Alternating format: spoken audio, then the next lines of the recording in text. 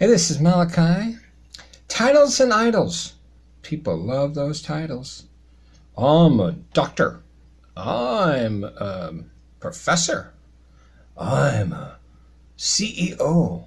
I'm the president. Ooh. Oh, you gotta listen to them. They're the president. Do I? Really? Okay.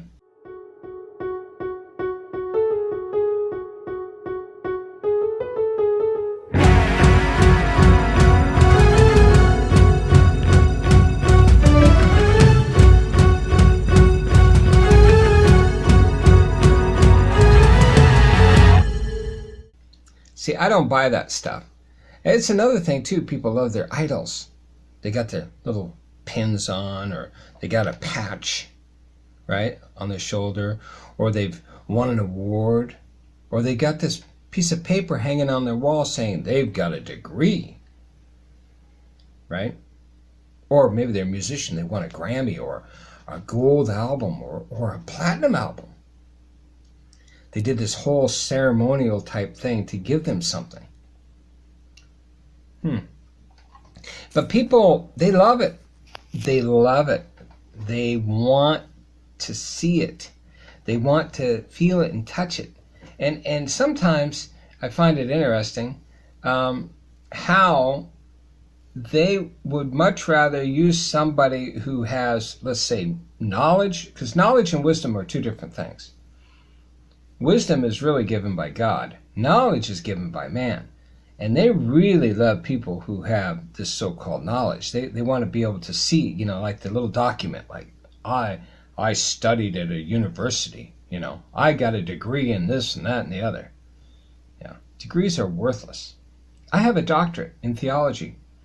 It was easy for me to get it. It took me like that. I crammed in probably, I don't know how many years it would take most people to get a theological degree. I crammed it into, I think, a year, less than that.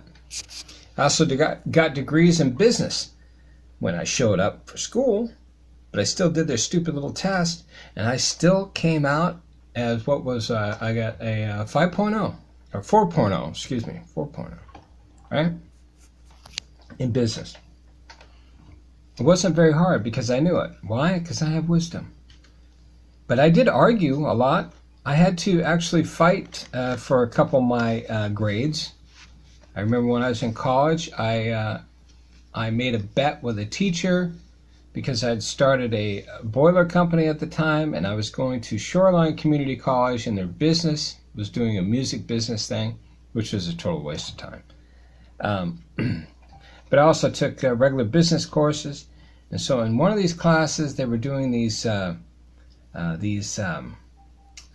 computer program type things, and it was like you had to sell peanut butter, right? So it was this fake thing to where you had this peanut butter company and you were supposed to sell peanut butter. And my phone was going off because I created a boiler company that did real well. And so I was in class and the phone would ring, and we had those old flip phones, so couldn't put it on mute, so I had to go outside, talk, and blah, blah, blah. And then I called my dad and say, hey, look, we got a couple jobs, right? And he would go out there and bid them because he knew all that stuff. But anyways, so the teacher or professor, or whatever he wanted to be called, said to me, it seems like you are, there are more important things for you to do than to be here. And I said, no, I've got to be here because bowling was paying for my schooling at the time. And I said, but if you don't want me here, that's fine. I said, but I'm not going to just leave your class, but I don't really need to sit through listening to you tell me about how to sell a fictitious product on a computer program. And so he, basically he says, oh, you think you're so smart, blah, blah, blah, like most people do, because, they do that with me. They go, oh, you think you're so smart? And I go, yeah, I actually am. I'm actually a lot smarter than you think. And so, he made me a bet in front of the class. He says, oh, I bet you your grade, I will give you an A. You don't have to show up for any classes. You just have to show up on the Fridays to do the little thing for the computer. And he said, if you beat everybody in this class for selling peanut butter, right, I will give you an A. That's not one thing you say to me. I go, hey, I'll take that bet, buddy. So I took that bet. Guess what? I sold more peanut butter in the history of that stupid program that he ever had. Then he tried to stiff me, but then I went into the, who was it? The president, whatever, of the college. We had a sit down, had a discussion on what was going on, and I ended up getting my A, right?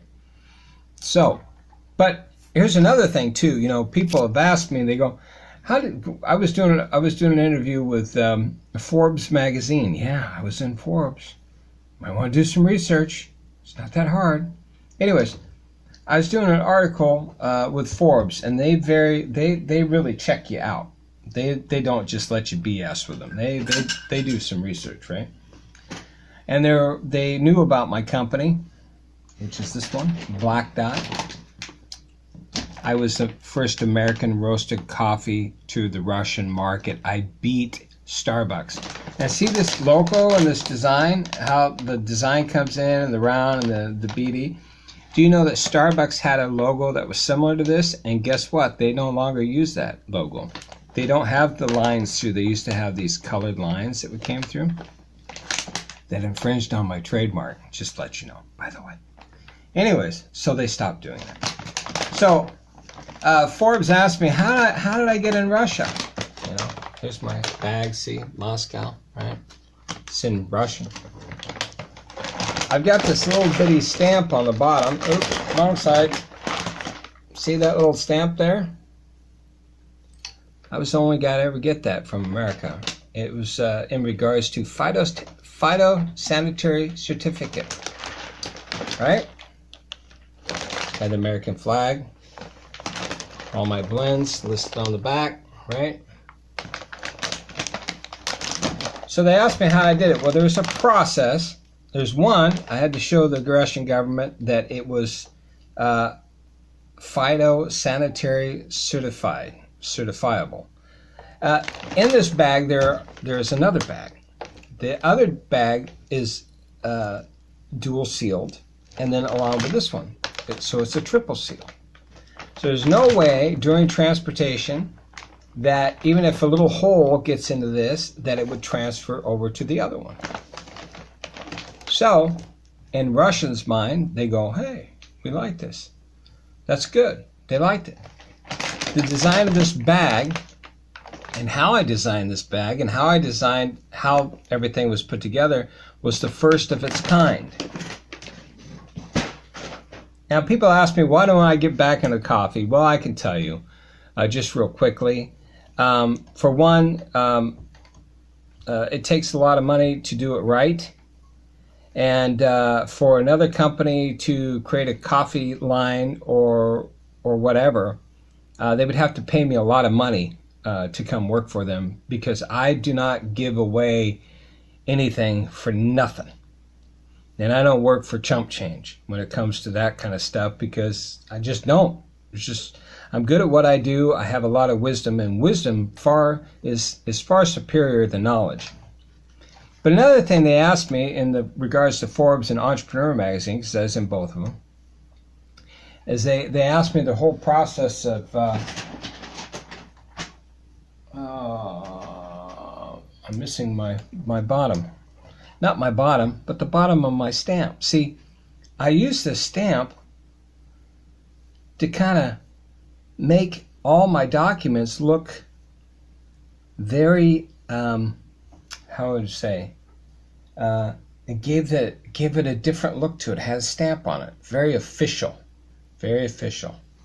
So people ask me, and they go, well, how'd you do that? How'd you do that? Well, I made a $25 stamp, and I started putting that on all my documents. And when people were reading them, not only did they see that we had a phytosanitary certificate, and we also had a little seal from even the Russian Federation, I had this little stamp on there. And so in most people's minds, because they're all interested in titles and idols, they saw that official looking stamp and they go, Okay. Okay.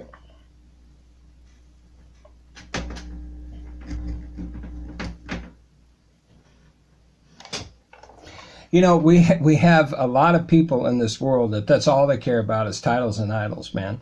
And our president is like that too. He's very much into people who have titles. Oh, I gotta listen to that guy. He's a doctor.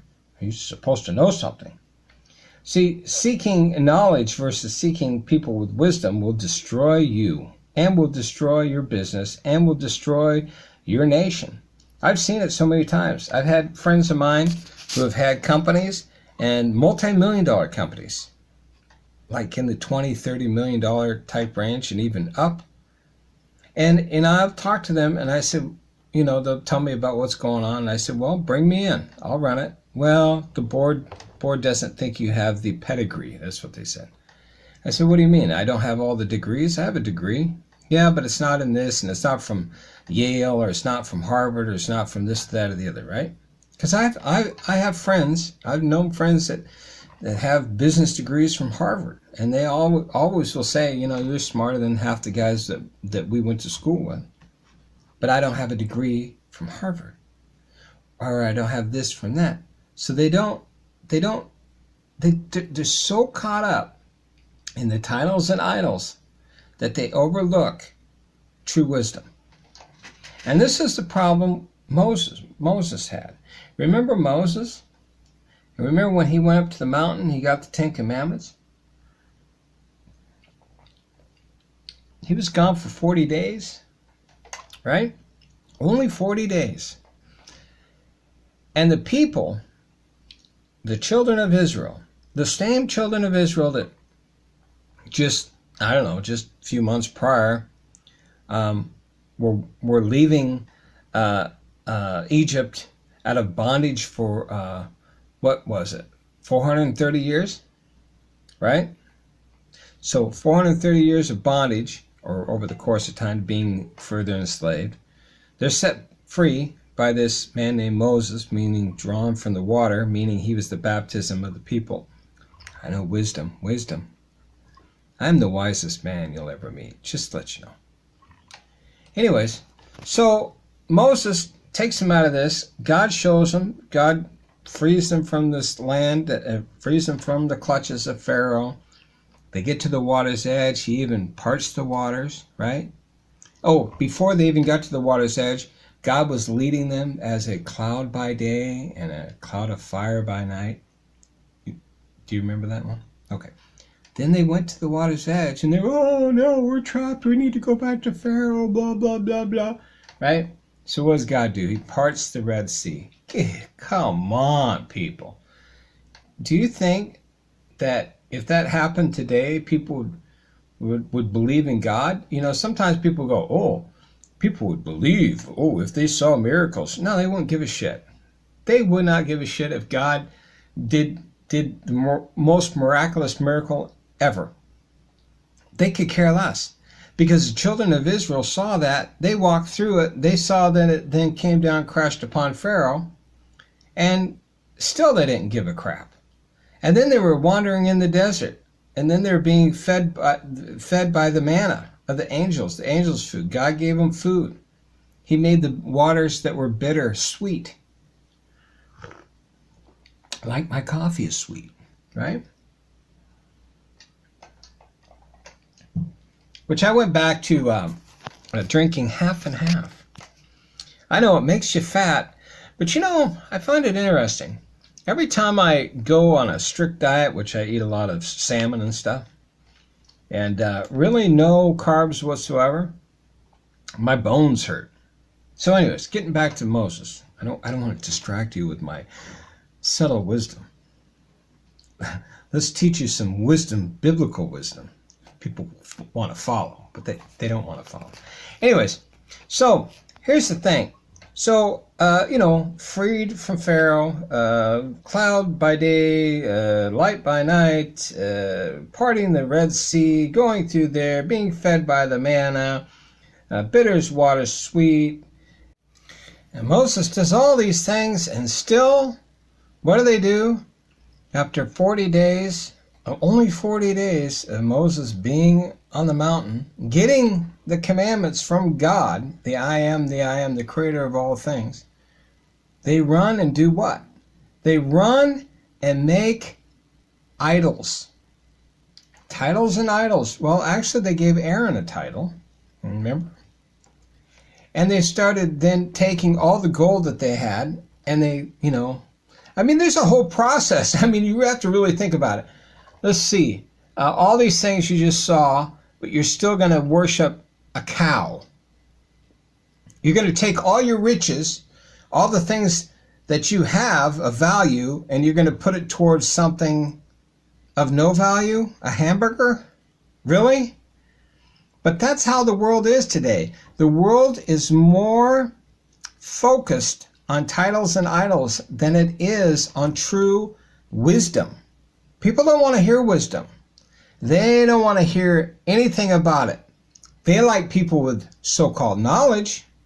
Like I said, the pastor who went to a Christian college or a seminole or whatever you call it, right? They like people with little titles like I'm a CEO, I'm a president, I'm a doctor, I'm a this, I'm that, I'm the other.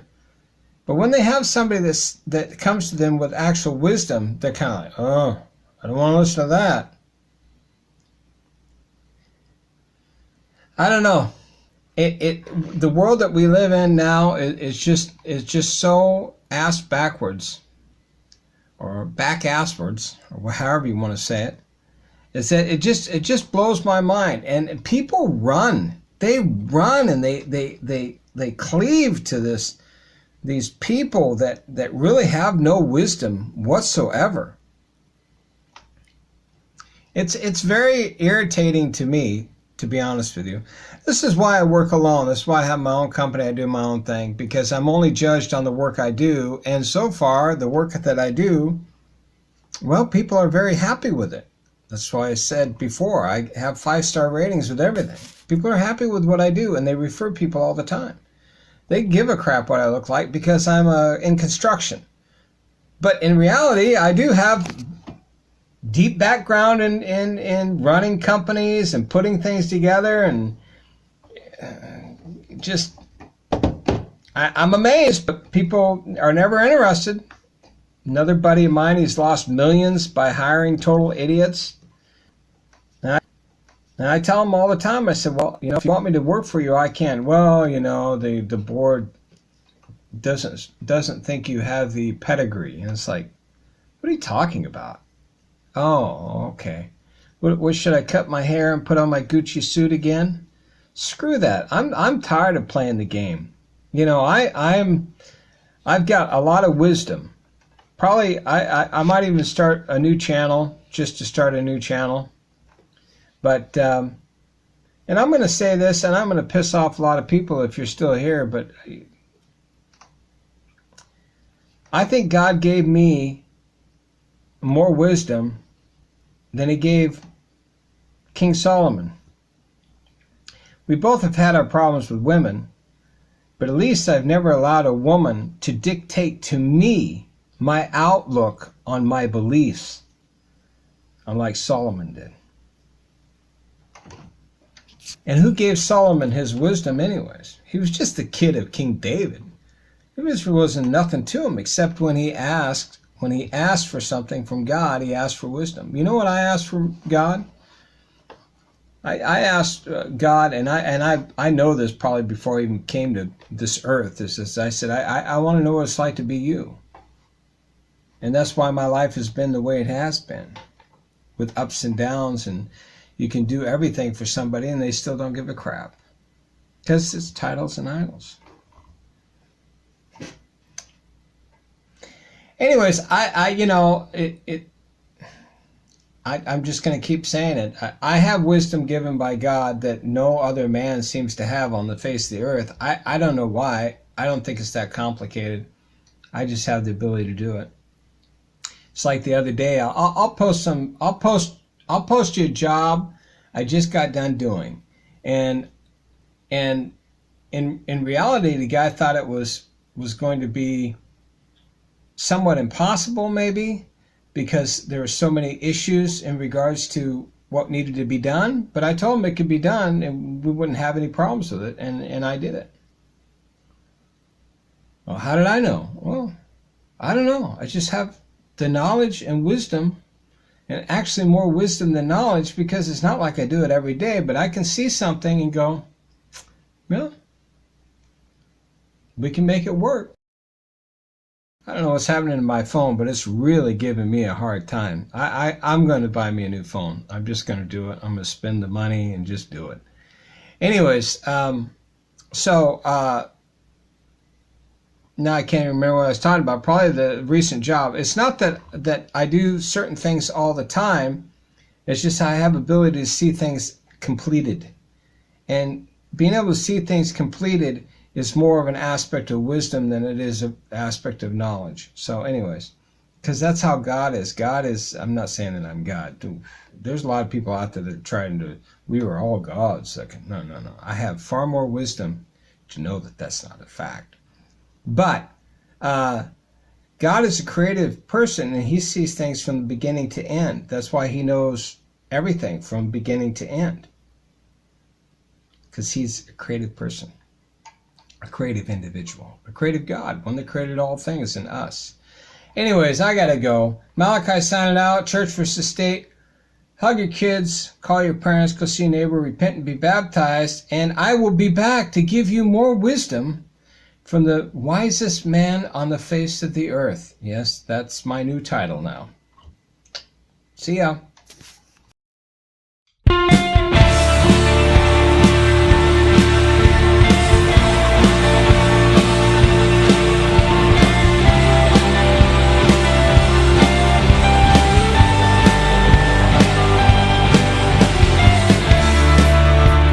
Met by circumstance, a fate of random chance, the only reason I laid eyes on you.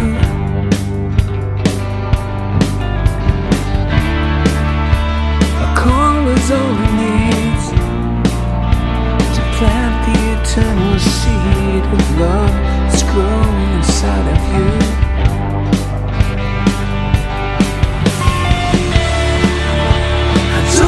Fall in love. I don't wanna fall in love with you.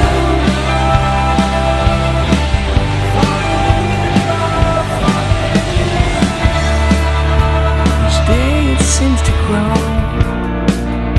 from what I do not know, for I have never even touched you. It seems we've known each other before. Maybe we passed through heaven's door to find ourselves on the opposite shores from you. I don't wanna fall in love. I don't wanna fall in love with you.